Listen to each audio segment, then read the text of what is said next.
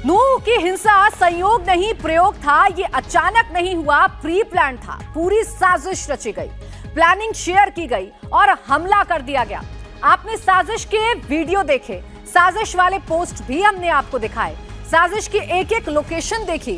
अब आपको उन चश्मदीदों का दर्द दिखाते हैं जिन्होंने दहशत का ये खेल खुद देखा। एक परिवार की चीख इस वीडियो में साफ तौर पर सुनाई जा सकती है।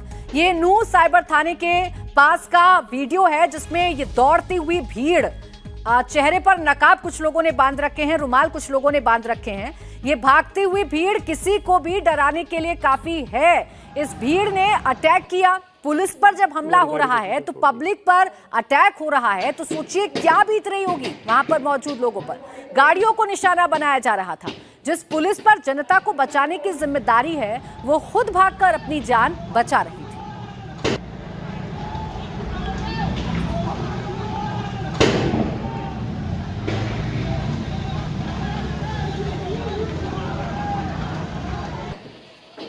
हमारी गाड़ी का शीशा तोड़ दिया। अब ये वीडियो जिस शख्स ने शूट किया है वो एक दुकानदार है। उसने अपनी आंखों से दंगाइयों का उपद्रव देखा है। क्या कहा उसने इन भयावह तस्वीरों पर, ये जरा सुनिए। ये वो वीडियो है जब उपद्रवी ने आकर इस पूरी मंडी और साथ में जो साइबर पुलिस स्टेशन है उसको घेरा, पथराव शुरू किया। इनके हाथों में डंडे दिखाई दे रहे हैं, पत्थर दिखाई दे रहे हैं, पथराव करते हुए दिखाई दे रहा है। और उसके अलावा जो स्थिति थी वो बद से बदतर थी। ये सारी तस्वीरें खुद बयां करती है कि उपद्रवी बेहद ज़्यादा यहाँ पर तादाद में आए और फिर उन्होंने ये सब शुरू कर दिया। ये क्या नाम है आपका? मेरा नाम गौरव गुप्ता है। गौरव गुप्ता, ये वीडियो आपने शूट किया था, कहाँ से शूट किया? मैंने खुद वीडियो शूट करा था। मैं यहाँ से चश्मदीद देख रहा था सारा वाक्य होते हुए, लेकिन हमें इतना नहीं पता था कि इतना बड़ा हादसा बन जाएगा। ये बहुत नुकसान करा है, बहुत नुकसान हुआ है। आप कहाँ पे थे उस समय? मैं अपने घर पर ही था उस समय। बड़ी मुश्किल से, हाँ, मैं यहीं से खड़ा होकर सब कुछ रिकॉर्ड कर रहा था, देख रहा था। आते आते इन्होंने पहले पुलिस थाने को पूरा तहस नहस कर दिया, तोड़ दिया बिल्कुल। बस से लाके टक्कर मारी है पुलिस थाने में। पुलिस ने अपनी जान बड़ी मुश्किल से बचाई है। यहाँ से आपने रिकॉर्ड किया, यहाँ पर देख रहे थे उस समय क्या हो रहा था? कितने लोग थे यहाँ पर? हजारों की तादाद में। कहाँ से आ रहे थे? क्या क्या? चारों तरफ से पब्लिक आ रही थी। लाठी, डंडे, पत्थर, सब कुछ था उनके पास। बहुत मतलब इतना भीड़ भयंकर भीड़ था। हम पर आके पथराव शुरू कर दिए। जो गाड़ियाँ टूटी हुई हैं, पुलिस की गाड़ियों में हमारे सामने खड़े खड़े आग लगा दी। पुलिस ने अपनी जान बड़ी मुश्किल से हवाई फायर कर करके अपने आप को बचाया है, बहुत मुश्किल से। उसके बाद सारी भीड़ हम आगे आती है। जब पुलिस ने काफी फायर करा तो एकदम से भीड़ भगती है, हमारी दुकान की तरफ आती है। मेरी गाड़ी नीचे खड़ी थी, गाड़ी को बिल्कुल खत्म कर गए। मैंने इनका हम लोकल आदमियों से इन लोगों की क्या लड़ाई था। लोकल लोगों इसके पीछे एक प्लानिंग लग रहा है। पूरा प्लानिंग से ये हुआ है। कोई 1 मिनट का काम नहीं है, ये सब पूरा प्लानिंग के तहत हुआ है। जो यहाँ पर लोग आए थे किस उम्र के थे? सब बच्चे थे जी। 10 साल, 15 साल, 12 साल, 20 साल, 10 से 20 साल की थी सारी पब्लिक। और उनके पास क्या क्या था हाथों में? जो और कितनी उम्र के थे? अलग अलग उम्र के थे या सिर्फ बच्चे ही थे? सारे स्कूल कॉलेज के बच्चे थे जी, ज्यादातर स्कूल कॉलेज के बच्चे थे। और इतना आतंकित रूप था। सरकार चाहती है सब रुक जाता। सरकार को पहले से पता था कि यहाँ पर होना है, दंगा होने की पूरी संभावना है। चश्मदीद ने जो बताया वो दहशत पैदा करने वाला है। चश्मदीद ने जो वीडियो दिखाया उससे भी साफ पता चलता है कि लोग एक सुनियोजित तरीके से दंगा करने के लिए आए थे। एक और चश्मदीद की हम वीडियो आपको दिखाते हैं जिसमें खुलेआम सड़क पर गाड़ी जलाई जा रही थी और शोभा यात्रा में फंसे लोग बेबस नजर आ रहे थे। एक और वीडियो सामने आया है, ये वीडियो अब हम आपके सामने रख रहे हैं। इस वीडियो में गाड़ियों को जलाया जा रहा है, गाड़ियों को आग के हवाले किया जा रहा है। लोग बेबस खड़े हुए देख रहे हैं। गाड़ी में उड़ता हुआ धुआं, आसमान में ये काला धुआं बताने के लिए काफी है कि हिंसा अपने चरम पर पहुंच चुकी थी। हिंसा करने वाले पूरी तरीके से प्लानिंग करके आए थे कि कैसे दंगा भड़काना है, कैसे टारगेट करना है, कैसे पत्थरबाजी करनी है और कैसे वाहनों को आग के हवाले करना है। देख लो लहर में इनसे डर के और साइड से निकल के जा रहा है। देख लो भाई साहब, गोली चला रहा सी, इतनी गाड़ी जला दी, कई आदमी मार दिया, कई जला दिया, 40 गाड़ियां फूंक दी हमारी। और भाई ये देख लो मिनी पाकिस्तान, देख लो, देख लो भाई, देख लो भाई, फटेंगे, थोड़े से पीछे हो जाओ, टायर फटेंगे इसके, पीछे हो लो सब, पीछे हो जाओ, टायर फटेंगे इसके यार। तो हमने आपको उन चश्मदीदों की बात सुनाई, उन्होंने जो वीडियो बनाई वो भी हमने आपको दिखाया जो शोभा यात्रा के रूट में फंसे हुए थे। अब आपको उन आई विटनेस का दर्द सुनाते हैं जो मंदिर में फंसे थे, दंगाइयों के भीड़ के निशाने पर थे और ताबड़तोड़ फायरिंग हो रही थी। क्या कहना है उन लोगों का, आप सुनिए। कम से कम भाई 100 गाड़ियों को जला दिया है इन्होंने, मुस्लिमों ने।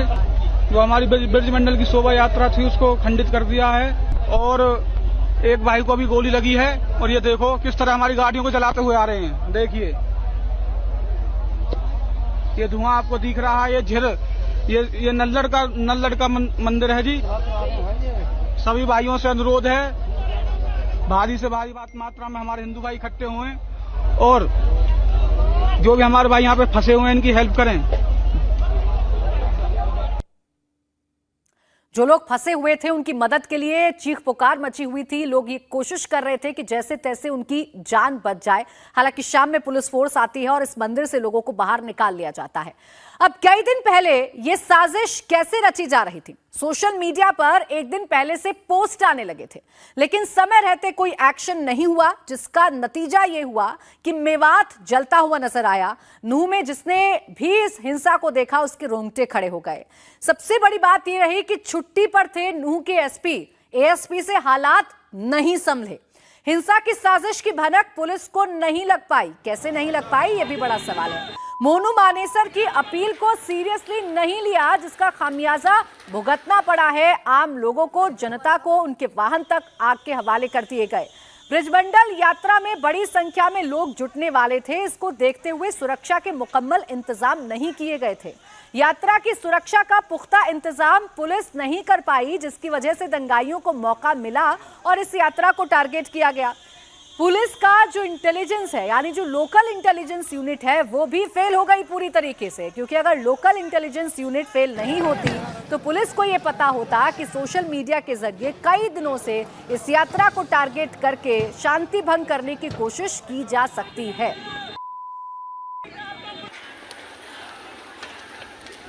अब पुलिस की इस नाकामी का खामियाजा सिर्फ आम जनता को नहीं बल्कि खुद पुलिस को भी भुगतना पड़ा है।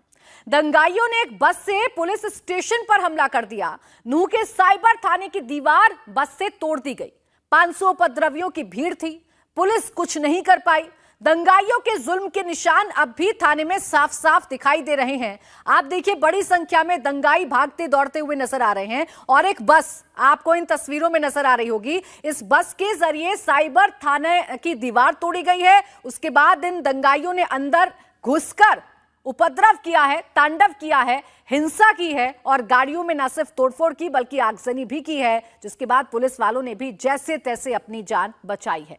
जहां सब कुछ तहस नहस हो गया, ग्राउंड जीरो के क्या हालात हैं, एक रिपोर्ट आपको दिखाते हैं। ये नूह का साइबर पुलिस स्टेशन है और यहाँ पर भी तबाही काफी ज्यादा मचाई गई। बसेस के शीशे तोड़े गए। पीसीआर वैन यहाँ पर खड़ी थी, उसको पूरी तरीके से क्षतिग्रस्त किया। यहाँ पर जो पुलिसकर्मी थे उन्होंने जैसे तैसे अपनी जान बचाई और स्थिति इतनी ज्यादा खराब थी कि इससे पहले कि वो कंट्रोल कर पाते, इन दोनों पीसीआर वैन और एसएचओ व्हीकल के अंदर आग लगा दी गई। उसके अलावा तोड़फोड़ की गई और फिर जो उनके पास था डंडा, पत्थर, उन सभी से उसके ऊपर लगातार डैमेज किया गया। वहीं दूसरी तरफ बस को रोका गया। ये बस गुड़गांव से अलवर दिल्ली तक जाती है और जैसे ही इस बस के अंदर पथराव हुआ उसके तुरंत बाद ही जो ये ड्राइवर था उसने अपनी सूझबूझ दिखाते हुए अपनी जान बचाने की कोशिश की। उसी दौरान इस दीवार के अंदर इस गाड़ी को पूरी तरह से टकराया गया। ये दीवार टूट गई। दीवार टूटने के साथ जो शीशे हैं वो टूट गए और फिर उसके बाद जो उपद्रवी हैं वो इस साइबर पुलिस स्टेशन की तरफ अंदर जाने लगे और यहाँ पर गाड़ियों में आग लगा दी। जो पुलिस स्टेशन की गाड़ियां थी, पुलिस कर्मियों की गाड़ियां थी, वो पूरी तरह से झुलस गई। एक गाड़ी झुलसी हुई है, दूसरी गाड़ी, तीसरी गाड़ी, चौथी गाड़ी। इन चारों गाड़ियों में आग लगाने के बाद उपद्रवी अंदर की तरफ गए और फिर पत्थरबाजी शुरू कर दी। चारों तरफ पत्थरबाजी की गई। उसके साथ साथ जो डंडे हैं उनका इस्तेमाल किया गया, शीशों को तोड़ा गया और एक दो नहीं बल्कि यहाँ पर जितनी भी गाड़ियाँ खड़ी थी उन सभी के ऊपर पथराव किया। ये गाड़ी जिसका शीशा टूटा, शीशा टूटने के बाद जैसे तैसे यहाँ पर जो पुलिस की वर्दी थी, लोगों ने कोशिश की कि रोक सके, लेकिन वो रोक नहीं पाए। ये शीशा टूटा, ये फ्रंट का जो शीशा है वो पूरी तरीके से चकनाचूर कर दिया। ये पत्थर अभी भी यहाँ पर हैं, पत्थर यहाँ पर मारे गए। उसके बाद ये दूसरी गाड़ी जिसके ऊपर पत्थर लगातार बरसाए गए, शीशा यहाँ पर भी टूटा। गाड़ियों में आग लगाई जा रही थी, पथराव किया जा रहा था, और जिनके पास भी जो भी मिला वो सब उसी का इस्तेमाल करते हुए वो लगातार इस कार्रवाई को अंजाम दे रहे थे। तो देखिए, जो हमला है वो सिर्फ थाने पर नहीं हुआ। थाने की जो तस्वीर आपने देखी वो सिर्फ थाने भर की नहीं है, बल्कि अस्पताल पर भी हमला किया गया है। जो तस्वीर इस वक्त आप देख रहे हैं, ये तस्वीर अलवर हॉस्पिटल के बाहर की है। वहां लगे सीसीटीवी में ये कैद हो गई है। सीसीटीवी में दिख रहा है कि कुछ नकाबपोश उपद्रवी हाथों में डंडे लेकर हॉस्पिटल की तरफ बढ़ते हैं और फिर शीशे के गेट को तोड़ देते हैं। साथ ही शटर बंद कर आसपास में लगे सीसीटीवी कैमरे को भी तोड़ देते हैं, नष्ट कर देते हैं। ये तस्वीरें आप देखिए। आप इस अस्पताल के अंदर जो मरीज अपना इलाज करवा रहे होंगे, वो इस दौरान कितनी दहशत में रहे होंगे, आप अंदाजा लगा सकते हैं। मेवात के नूह में जिस तरीके से शोभा यात्रा के दौरान हिंसा की गई, इसमें कई लोग घायल हुए हैं। पुलिस पूरे मामले की तफ्तीश कर रही है, लेकिन कुछ ऐसी तस्वीरें निकलकर सामने आ रही हैं जिससे यह लगता है कि यह सोची समझी साजिश थी और प्लानिंग के तहत यह हमला किया गया।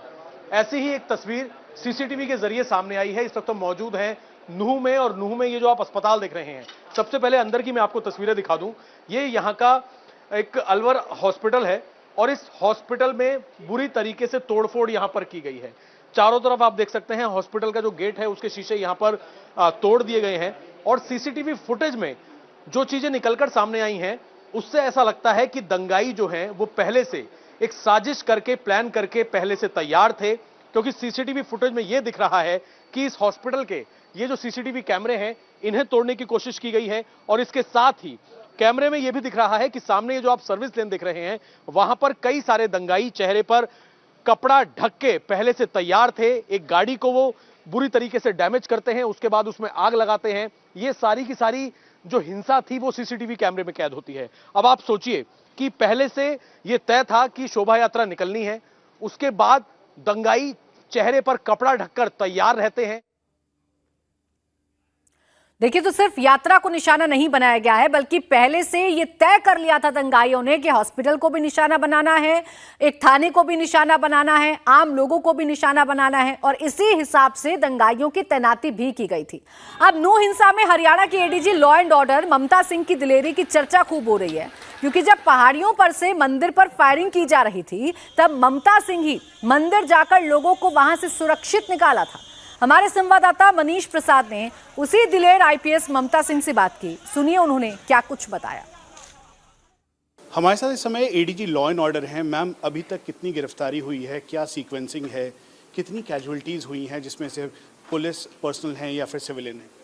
जी देखिए, ऐसा है, अभी तक जहाँ तक कैजुअलिटी की बात है, जो कन्फर्म हमारे पास में है 3 डेथ है, जिसमें 2 हमारे पुलिस के होमगार्ड्स के जवान थे, 1 सिविलियन है। बाकी एमएलआर जो आई हैं अभी तक, उनमें लगभग 47 एमएलआर्स हमें रिसीव हुई हैं, जिसमें 19 पुलिस वाले हैं, बाकी सिविलियंस के हैं। एमएलआर का रुका क्योंकि डॉक्टर की तरफ से आता है, तो हम ये मान के चलते हैं कि अगर आगे भी आने की संभावनाएं यहाँ पर रहती हैं। रही उसकी बात में, तो एफआईआर दर्ज, एक बड़ी संख्या में एफआईआर दर्ज हो रही हैं। एग्जैक्ट फिगर मेरे पास इस वक्त नहीं है, क्योंकि अलग अलग थानों में अलग अलग एफआईआर हो रही है, कंप्लेंट भी अलग अलग, कुछ पुलिस की, कुछ प्राइवेट। पर ये ज़रूर है कि एफआईआर हम लगातार करते जा रहे हैं, जैसे कंप्लेंट्स आ रही हैं, और धरपकड़ भी चल रही है। मैम, जिस तरीके से उपद्रव मचा, पुलिस पर्सनल्स के ऊपर अटैक किया, साइबर पुलिस स्टेशन के ऊपर, जो सिचुएशन है वो कैसे आप एनालाइज कर रही हैं? क्या जिस तरीके से कहा गया कि सांप्रदायिक हिंसा हुई, मंदिर के ऊपर अटैक किया, फायरिंग हुई?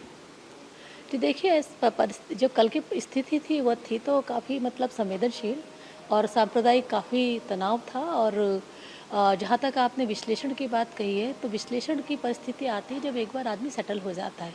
इस समय हमारी प्रायोरिटी है कि इसको लॉ एंड ऑर्डर को मैनेज करना और जितनी जल्दी हो सके एक शांति के माहौल को कायम करना।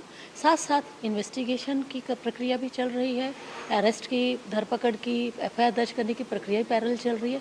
बाकी परिस्थितियाँ क्यों हुआ, कैसे हुआ, क्या कहाँ चूक हुई, या कहीं कोई पहले से प्लानिंग थी, कॉन्स्पिरेसी थी, या इन्वेस्टिगेशन जांच के